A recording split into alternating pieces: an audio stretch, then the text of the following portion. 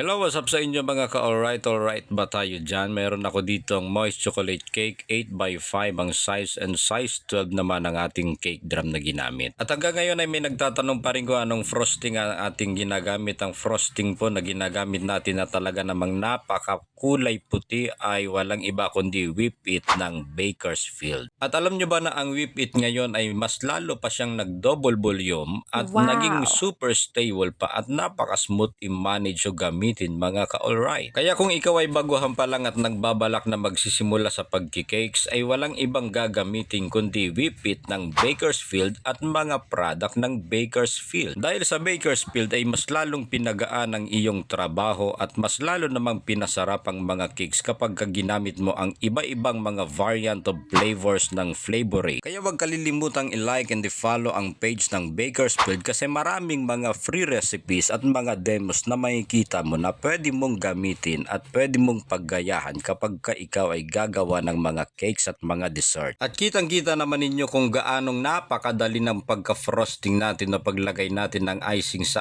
ating cake at nilagyan din natin ng first coating na color white at ang first coating naman sa pinaka-top ay napaka-konting amount lang ng color brown. And in the second part ay nagdagdag lang ako ng amount of brown and the bottom part ay nagdagdag ako ng purple at pinaghalo ko ang kulay brown para ma-achieve ang ganyang kulay. At para naman ma-achieve ang 3-tone kapag nagfo-frosting tayo ng ating mga cupcakes ay naglalagay muna ako ng cling wrap at inilalagay ko ang iba-ibang mga color na kailangan ko. And then ay ilalagay ko yan sa ating piping bag at gagamit tayo ng piping tip na 1M para naman sa pinaka-design ng ating cupcakes at ang cupcakes pala natin dyan ay 3 ounce ang kanyang sizes. At talaga namang napakaganda ang pagka-frosting natin sa ating cupcakes at kumikintab at napaka super moist ng ating cupcake. At dahil nga sa request ng ating client ay ginaya lang natin yung sample design na ipinasa niya at ang mga lato-lato balls ay binalutan natin ng fondant at pinaghalo din natin ng kulay purple at nilagyan din natin ng amount ng brown para ma-achieve ang ganyang kulay. And for the final design ay nilagay na natin ang ating printed topper na teddy bear na napaka-cute na para namang nagmamakaawa. Hinay? Isa pa. Sige pa.